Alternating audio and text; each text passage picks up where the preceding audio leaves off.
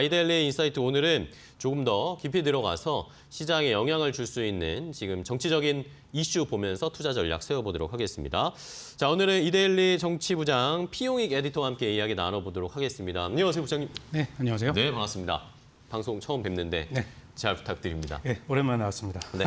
자, 요즘에 어쨌든 시장에서도 그렇고 우리나라에서도 지금 전 사회적으로 관심이 네. 집중되어 있는 것이 윤석열 대통령 탄핵 심판 이제 네. 어떻게 될 것인가, 네. 도대체 언제 결과가 나올 것인가, 이것에 지금 많은 집중과 또 한편으로는 많은 에너지를 거기다 저희가 쏟고 있는 상황입니다. 네, 그렇죠. 시장에서도 이것을 좀 불안불안하게 생각하고 있고, 뭐 어쨌든 제일 궁금한 건 일단은 첫 번째로 네. 이 탄핵 심판 이번 주에 뭐 결과 나올 거다라는 이야기도 있는데, 뭐 지난주에도 근데 나올 수 있다 하고 또 늦춰졌고 네. 뭐 이런 이야기 나오고 있는데, 뭐 정치부장님이시니까 주변에 듣는 또 소스들이 많으실 텐데 이번 주에 어떻게 결과가 나올 거라고 보세요? 이번 주에 결과가 나오려면 오늘 중으로 그 선고 기일이 나와야 되거든요. 그쵸. 보통 이틀 전에는 선고 기일이 나오고 그다음에 그 선고를 하니까 금요일까지 나오려면 오늘 그 선고 기일이 발표가 돼야 됩니다. 근데 지금 11시가 넘었는데 아직까지는 네, 그 속보 발표가 된 거 나온 건 없어요. 저도 네. 계속 이 자리에 앉아서도 속보를 보고 있습니다만 아직까지 나온 걸로 없는 걸로 봐서 좀 어떻게 될지 이번 주에 안 나올 가능성도 조금 생긴 것 같습니다. 아까 처음에 방송 시작하실 때 최근 우리 증시가 좋아지고 있는 그런 흐름을 보이는 게 네네. 뭐 이런 약간 정치적 불확실성이 좀 거쳐가고 있는 게 아닌가 그런 기대감도 있다고 하셨는데 확실히 그런 기대감은 있겠죠. 이게 이번 주가 아니더라도 다음 주에는 또 더 늦어도 뭐 4월 초까지는 나올 네네. 거라는 기대감이 있는 건 확실한데 사실 어제 저녁에 그리고 오늘 아침까지만 해도 이게 선고 기일이 오늘 오전 중에는 11시쯤에는 발표가 되지 않을까 기대를 했습니다만 잘 모르겠습니다. 지금으로서는 조금 더 늦춰질 가능성도 있는 게 사실입니다. 알겠습니다. 지금 뭐 아무도 알 수가 없습니다. 뭐 현재 재판관들만 알고 있겠죠. 네. 근데 뭐 공식적으로 나온 이야기들이 없으니까 우리는 어쨌든 뉴스 보시면서 계속 흐름을 체크를 해야 되겠습니다. 아무래도 이러다 보니까 이제 시장에 뭐 전반적으로 외국인 수급이 들어오는 것도 있지만 이제 또 막 투자자분들도 여러 가능성들을 열어놓고 계신단 말입니다. 네. 뭐 윤석열 대통령이 탄핵이 된 인용이 될 경우, 아니면 기각이나 각하가 나올 경우, 이러면서 또 만약에 조기 대선이 펼쳐질 수 있는 가능성, 뭐 여러 가지 생각을 해야 되는 상황인데 이러다 보니까 이 정치 관련 테마주들이 또 맞습니다. 때마침 또 타이밍 맞게 주춤주춤하고 또 어떤 것 급등하고 급락하는 이런 모습이 나타나고 있어요. 네, 맞아요. 이게 정치 테마주가 이렇게 급등하고 급락하고 그런 그 좀 움직임을 보인 게 네. 사실은 작년 12월 3일에 그쵸, 예. 계엄 비상계엄 사태가 터진 직후 그 다음 날부터도 약간 정치 테마주가 움직이기 시작했습니다. 그쵸. 그리고 12월 14일에 그 탄핵 소추안이 국회를 통과하면서부터 약간 조기 대선 가능성이 네. 본격적으로 제기됐죠. 그러면서 정치 테마주가 굉장히 많이 움직였는데요. 간단히 말해서 정치 테마주라는 거는 유력 정치인이랑 관련이 있는 그런 종목을 뜻하는데요. 조기 대선 가능성이 계속 언급이 되면서 그런 주식들이 주가가 급등하고 또 그 다음 날은 또 급락하고 뭐 그런 움직임을 보였는데 그래도 작년 12월부터 지금까지 움직임을 보면은 대부분의 테마주는 상당히 많이 오른 상태라고 그렇죠. 볼 수 있습니다. 뭐 테마주의 주축을 이루는 분들을 보면은 대표적으로 이재명 더불어민주당 대표가 있을 네. 거고요. 한동훈 전 국민의힘 대표 그리고 안철수 국민의힘 의원이 있고 오세훈 서울시장, 뭐 김문수 그 고용노동부 장관 등 여야의 유력 후보나 잠룡들까지도 그러니까 관련주가 관심을 받으면서 주가가 급등하고 있습니다. 또 심지어 우원식 국회의장 네. 관련주도 있어요. 그렇죠. 이분은 한 번도 대선에 뭐 도전한다든가 그렇죠. 그런 뉘앙스조차 풍기지를 않았는데도 이분이 어떤 기자회견을 한다든가 어떤 뭐 사진이 나온다든가 그러면은 관련주가 급등하는 모습을 보이기도 했습니다. 네. 자, 말씀해 주신 것처럼 뭐 유력 대선 후보군 출마를 할 것으로 보이는, 아니면 또 국민들의 관심을 받는 그런 인물과 관련된 종목들이 움직임이 막 나타나고 있는데, 뭐 이걸 찾는 것도 참 쉽진 않은 상황인데 시장에서는 그 기가 막히게 잘 찾으면서 네. 움직임을 나타냅니다. 맞습니다. 그런데 사실 이 테마주라고 하는 게 우리나라에서는 거의 네. 뭐 예를 들면 뭐 이재명 민주당 대표의 뭐 지인이 운영하는 회사다. 네. 아니면 뭐 고향에 뭐 회사가 있다 뭐 이런 식이잖아요. 그렇죠. 그렇죠. 예. 사실 뭐 딱히 직접적인 연관은 찾아보기가 쉽지 않은 것 이 같습니다. 정치 테마주로 분류되는 종목들이랑 해당 정치인이랑 어떤 관계가 있느냐. 그 자세히 찾아보면은 사실 거의 관계가 없다고 보는 게 맞습니다. 이재명 대표 관련주로 꼽히는 수산 INT라는 종목이 있어요. 네네. 여기는 거기 수산 INT 대표님이 이재명 대표의 캠프 후원회 공동 회장을 맡았던 그런 예. 경력이 있다고 합니다. 네. 2018년도 그때 일인데 그런 이력으로 인해서 테마주로 분류가 됐고요. 그래도 어느 정도 인연은 있다고 볼 수 있죠. 네네. 또 오리엔트 전공도 테마주로 분류가 되는데요. 그렇죠. 이 회사는 이재명 대표가 젊었던 시절에 오리엔트 시계 계열사 중 오리엔트 시계에서 일을 했었는데 그쵸. 그 계열사라는 이유로 또 테마주가 됐습니다. 지금은 두 회사가 어떤 관계가 있는지 전혀 그런 게 없는데도 그냥 테마주로 분류가 되는 거고요. 또 토탈소프트라는 회사가 있습니다. 네. 여기는 이 회사의 대표가 이재명 대표와 같은 중앙대학교 동문이라는 이유로 또 테마주로 분류가 됩니다. 동신건설이라는 회사도 있는데요. 여기는 이재명 대표의 고향인 경북 안동에 이 회사가 위치해 있다고 해서 테마주로 분류가 됩니다. 네. 이렇게 사실상 뭐 큰 관계가 없어 보이는데도 이런저런 학연이라든지 지연 뭐 그런 것들을 막 추려내가지고 찾고 그렇죠. 하는 거죠. 예, 그래서 거기 테마주에 편입을 시키면 이 주가가 또 어떻게든 오르고 그러다 보니까 이게 투자자들 어떤 또 커뮤니티 같은 데서 이런 테마주 찾기 이런 열풍도 불고 있는 게 아닌가 싶고요. 또 보면은 이재명 테마주만 있는 것도 아니죠. 네네네. 또 한동훈 전 국민의힘 대표. 그 네. 한동훈 대표의 테마주도 있는데요. 보면은 오파스넷이라는 회사가 있습니다. 네, 그렇죠. 여기는 대표이사가 한동훈 전 대표랑 사법연수원 동기다. 그래서 테마주로 분류가 됩니다. 실제로 두 사람이 어떤 친한 사이였는지 뭐 같이 뭐 식사를 하고 말을 나누는 사이인지 그런 건 아무도 모르지만 그쵸. 일단 사법연수원 동기라는 것 때문에 테마주로 묶여 있고요. 대상홀딩스는 유명하죠. 여기는 한동훈 전 대표의 고등학교 동창인 배우 이정재 씨. 네. 이정재 씨랑은 뭐 사진도 같이 찍고 뭐 그런 게 많이 나왔었잖아요. 식사도 같이 하고 그랬죠. 이정재 씨의 이정재 씨와 연인 관계인 임세령 부회장이 있는 회사라고 해서 대상홀딩스 여기가 또 테마주로 분류가 되고 있습니다. 네. 이 밖에도 뭐 김무주 장관도 있고 오세훈 시장도 있고 뭐 여러 가지 여러 정치인들의 테마주가 있는데요. 전부 하나씩 이렇게 좀 자세히 들여다보면 이거랑 주가랑 무슨 관계가 있을까 싶을 네. 정도로 큰 상관은 없다고 보시는 게 맞는 것 같습니다. 그렇습니다. 자, 찾고 완전 관계가 없다는 건 아니지만 너무 이거는 뭐라고 해야 될까? 인위적이고 자기적이죠. 너무 원인을 찾고 심지어 미국 대선할 때 트럼프 수혜주라고 해서 트럼프랑 동문이다 이런 이야기도 그렇죠. 바이든과 동문이다 하버드 동문 이런 식의 테마주도 우리나라에서 나오니까요. 근데 아까 말씀해 주신 것처럼 우원식 국회의장의 테마주도 또 한때 작년에 이제 탄핵 이 절차, 국회에서 탄핵 절차를 밟을 때 그때 또 한참 부각이 많이 됐었잖아요. 네, 맞습니다. 우원식 의장이 그 경찰들이 맡고 있는 국회 담을 넘어서 탄핵을 막았다, 그 계엄을 막았다, 이제 그런 사진이 돌면서 굉장히 주목을 받았었는데요. 그러면서 우원식 의장 테마주가 주가가 급등하는 일이 있었습니다. 어떤 테마주냐면은 뱅크웨어 글로벌이라는 회사인데요. 작년에 상장한 회사거든요. 여기도 근데 딱 이렇게 자세히 들여다보면 큰 상관은 없어 보입니다. 네네. 이 회사의 대표가 우원식 의장이랑 같은 경동고등학교 출신이다. 이거밖에 공통점이 없는데 이유 하나로 뱅크웨어 글로벌 주가가 그날 급등했고요.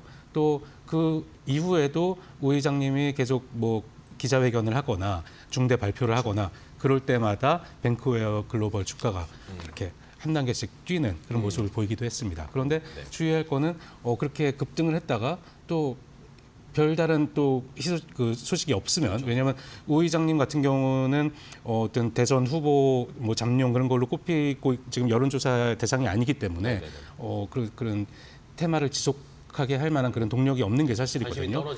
관심이 떨어지면 주가도 또 떨어지고 또 기자회견하면 또 오르고 그런 모습을 계속 보이고 있습니다. 네. 자, 이렇게 정치 테마 이야기를 좀 하고 있는데 속보가 있어서 간단하게 좀 전해드릴게요. 국회 이야기나 현재 이야기는 아니고요. 금감원에서 지금 홈플러스 대주주 MBK 파트너스 관련해서 오늘 오후에 검사를 착수하겠다라는 지금 소식이 전해지고 있습니다. 이복형 금감원장이 직접 코멘트를 한 것으로 보입니다. MBK 측이 어쨌든 홈플러스 사태와 관련해서 김병주 회장이 뭐 사죄를 출연하겠다라고까지 얘기는 했는데 일단은 금감원에서 오늘 오후에 MBK 파트너스를 검사 시작 착수한다라는 이야기가 나오고 있네요. 이거는 계속 이슈는 저희가 다뤄드리고 있으니까 한번 체크해 보시면서 대응해 보시기 바랍니다. 자, 우원식 의장 이야기까지 했습니다. 네. 근데 또 뭐 잠룡 중에 한 명이라고 하는 안철수 의원도 사실 안철수 의원은 전에 뭐 대선에 출마했을 때나 뭐 서울시장에 나갈 때나 그때마다 계속 테마주가 그렇죠. 우리가 이제 고정적으로 생각하는 네. 것들이 좀 있잖아요. 네, 안철수 연구소라는 이름의 그쵸, 회사였죠. 안랩. 지금은 네. 안랩인데요. 안랩은 안철수 의원이 1995년에 직접 설립한 회사고, 그 당시 이름이 안철수 연구소였죠. 그리고 최초의 순수 국산 안티바이러스 백신을 만든 그쵸. 그런 유명한 네. 회사입니다. 올해 창립 30주년이 된 기업인데요. 어. 처음에 설립 초기에는 안철수 의원이 직접 CEO를 맡았다가 안 의원님이 2005년에 카이스트 교수로 가면서 CEO를 그만뒀고 네. 이후에 전문 경영인 체제로 지금까지 이어지고 있습니다. 물론 지금도 안철수 의원이 지분의 16% 넘게 가지고 계시죠? 넘게 네. 갖고 있기 때문에 정치 테마주 가운데 거의 유일하게 직접적인 연관이 있는 그런 종목이라고 할 수 있겠죠.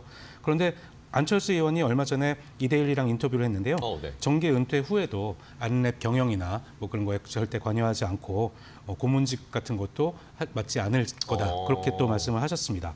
그래도 안랩의 최대 주주가 안철수 의원이다 그쵸, 보니까 그쵸. 안 의원님의 이런 정치 행보에 따라서 안랩 주가가 왔다 갔다 등락하는 거는 어쩔 수 없는 부분인 것 같습니다. 네. 자, 안철수 의원의 안내 뭐 대표적인 안철수 의원의 테마주인데 뭐 이번에도 어떻게 움직일지 한번 저희도 추이는 지켜보도록 하겠고요. 자, 근데 뭐 아까도 살짝 언급을 해주셨지만 사실 이 정치 테마주가 저희 또 주식시장이나 이렇게 방송할 때 항상 조심해야 된다라고 저희도 꼭 코멘트를 해드리거든요. 네. 뭐 급등하기도 하지만 또 그만큼 급락의 가능성도 있고 이 정치라는 게 또 어떻게 될 줄을 모르잖아요. 네. 이 사람이 뭐 실제로 출마할지 안 할지 그렇죠. 아니면 뭐 대통령이나 국회의원이 될지 안 될지 이런 것들을 저희가 예측할 수가 없는 것이기 네. 때문에 굉장히 좀 위험하기도 합니다. 예, 맞습니다. 이재명 대표 관련주로 꼽히는 오리엔트 전공이라는 종목이 네네. 있어요. 그 회사 주가를 보면은 개엄 당시에 한 1,000원 정도 했었거든요. 그런데 최근에는 한 10,000원이 넘었습니다. 그러니까 그러니까요. 10배가 오른 거죠. 오늘 쌍둥이. 9,460원이네요. 네. 와, 그러니까 거의 10배 이렇게 거의 10배 가까이 됐네요. 됐는데요. 그러니까 이런 테마를 가지고 보유를 하면은 큰 수익이 나다 보니까 너도 나도 올라타려고 하는 그런 경향이 있습니다. 그런데 이게 처음과 끝만 보면 10배 가까이 올랐지만 중간중간에 보면 급등락을 굉장히 반복을 했었거든요. 윤석열 대통령 구속 취소 결정이 난 날만 해도 초반엔 상승하고 있다가 취소 결정이 나오니까 장중에 18%또 빠졌고 네네. 또 그러다가 또 낙폭을 줄이면서 결국 마감을 했는데요. 하루만 봐도 이렇게 변동성이 크다 보니까 네. 매수 시점을 잘못 잡고 들어가면은 오히려 큰 손실이 날 수 있다.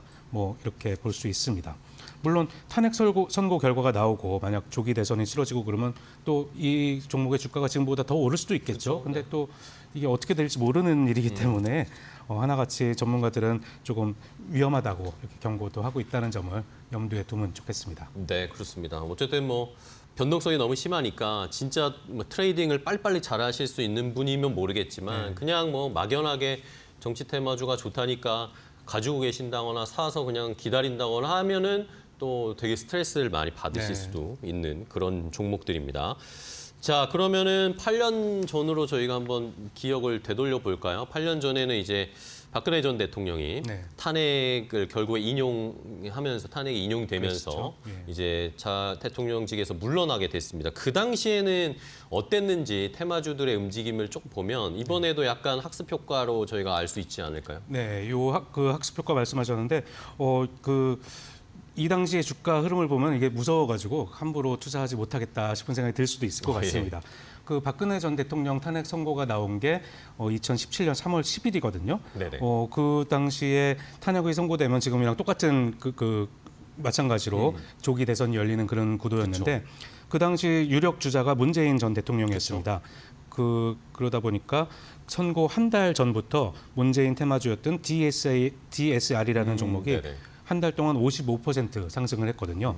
그런데 정작 선고가 나오고 대선이 열렸는데 대선 전국이 시작됐는데 그 이후로 한 달간은 오히려 20% 빠졌습니다. 탄핵 인용이 되고 네. 선거 때까지 네, 떨어졌어요. 유력한 대선 후보였고 실제로 대통령 당선됐었죠. 그쵸. 그런데도 일단 선고가 나오고 대선 전국이 시작되니까 그 주가는 오히려 빠지는 그런 현상이 나타났습니다. 이게 재료가 소멸됐다 그렇게 본 거죠. 뉴스에 팔라는 말도 있듯이 그렇게 돼서 이게 주가가 떨어진 거에서도 볼 수 있듯이 이번에도 마찬가지일 것 같아요. 만약에 그렇겠네요. 조기 대선이 뭐 만약에 열린다고 하더라도 지금 뭐 테마주로 오르고 있는 주식들이 계속해서 오를 수 있을지는 그건 또 두고 봐야 될 문제인 것 같습니다. 네, 그렇습니다. 자, 말씀해 주신 거는 어쨌든 8년 전의 경험을 생각해 보면 지금 또 이재명 대표의 테마주라고 불리는 게 많이 올라와 있는 상황인데 네. 뉴스에 이제 매도가 나오면서 주가가 좀 조정받을 가능성이 있다라는 걸 한번 과거의 경험으로 저희가 유추를 해보도록 하겠고, 자 그러면은 아까도 말씀을 한번 질문 드렸지만 아까 그게 제일 궁금해서 처음 질문 드리긴 네. 했어요. 실제로 이번 주에 나오는 것인지 아니면 진짜 뭐 4월 초로 넘어간다 뭐 그런 말도 나오는데 네. 이거를 어떻게 지금 취재하신 결과나 정보들을 취합하시면 어떻게 지금 보고 계세요? 네, 저도 지금 계속 뉴스를 보면서 지금 방송을 하고 네네, 있는데요. 그렇죠. 이게 지난주에는 지난주 금요일이 유력하다고 했다가 그러니까요. 또 지난주가 넘어가면서 이번 주 이번 주 금요일이 금요일, 유력하다 그런 얘기가 나왔었죠. 근데 만약 오늘 선고일이 나오지 않으면 이번 주는 또 그냥 건너가는 넘어가야죠, 거거든요. 그렇죠. 그럼 또 다음 주 금요일이냐 뭐 그런 얘기가 나올 거고 뭐 아예 지금 말씀하신 대로 4월 초 얘기도 나오고 있습니다. 그러니까요. 다음 주에 그러니까 3월 26일이죠. 그때 이재명 민주당 대표 그 2차 그쵸. 그 재판 결과가 판결이 나오기 나오죠. 때문에 그 이후에 또 선고가 나온다는 뭐 그런 예측도 있고 사실 지금 어떻게 될지는 아무도 모르는 일이고 헌법재판소 주변에서 들려오는 얘기를 들어보면은 네네. 헌법재판관들이 굉장히 치열하게 토론을 벌이고 있다. 이게 의견 합치가 안 되고 있는 거죠. 네네. 뭐 이게 여론은 뭐 한쪽으로 기울 수 있어요. 그 여론조사 나오는 걸 보면은 인용이 돼야 된다는 게 한 60% 70% 그렇게 나오고 있는 것 같은데 헌법 재판이라는 거는 여론으로 하는 게 아니고 법리를 따져야 되기 때문에 그쵸. 이 재판관들께서 굉장히 치열하게 법리를 다투고 있다 그런 얘기가 들립니다. 이게 그렇습니다. 안에서 막 그 평의를 하고 이렇게 뭐 토론을 하고 있으면 복도에 지나가면서 큰 소리가 들릴 정도로 치열하게 진짜요? 지금 토론을 하고 있다고 하는데 그렇다 보니까 이게 뭐 당연히 인용이 될 거다 생각하시는 분도 있고 아니야 이건 기각이 돼야 된다 생각하시는 분도 있을 텐데 네네. 이게 다들 그분들의 희망대로 되지 않고 정말 어떤 결과가 나올지 모르겠어요. 그래서 이 결과에 따라서는 뭐 굉장히 사회적으로 정치적으로 좀 혼란스러운 상황도 일어나겠지만 네네. 또 정치 테마주도 어떻게 또 움직일지 굉장히 또 관심 있게 지켜봐야 될 부분인 것 같습니다. 네. 자, 지금 뭐 여러 가지 이 이야기들이 나옵니다. 물론 다들 뭐 추측이고 예상이고 이런 것인데 말씀해 주신 것처럼 뭐 이번 주 오늘 뭐 조금 있다라도 갑자기 뭐 이야기가 나와서 이번 주 금요일에 하겠다라는 결정이 나올 수도 있는 네, 거고. 그렇죠. 박근혜 전 대통령 그때 선고 기일을 보면은 이틀 전 오후 5시에 나왔거든요. 그러니까 오늘도 뭐 이따가 오후에 늦게 갑자기 그 선고 기일이 그쵸. 잡힐 수도 있습니다. 그렇습니다. 뭐 아니면 뭐 이번에 지금 혼란을 대비해서 하루 전에 뭐 말할 수도 있다. 네. 기일을 발표할 수도 있다는 얘기도 나오고 다음 주에 이재명 대표의 2심 항소심 이야기 때문에 또 그거랑 날짜를 맞출 거다. 뭐 여러 가지 네. 좀 이야기들이 나오고 있는 상황입니다. 자, 이렇게 오늘 피영익 에디터 이데일리 정치부장과 함께 이야기를 나눠봤는데요. 아직까지 뭐 확정된 것은 없지만 이 정치 테마주 투자는 유의하셔야 된다는 건 네. 저희가 다시 한번 좀 말씀을 드리면서 오늘 좋은 인사이트 주셔서 감사하고 다음에 또 이제 정치 관련된 또 이벤트나 이런 게 있으면 또 한번 출연하셔가지고 좋은 인사이트 부탁드리겠습니다. 네. 네, 오늘 고생하셨습니다. 네, 고맙습니다. 고맙습니다.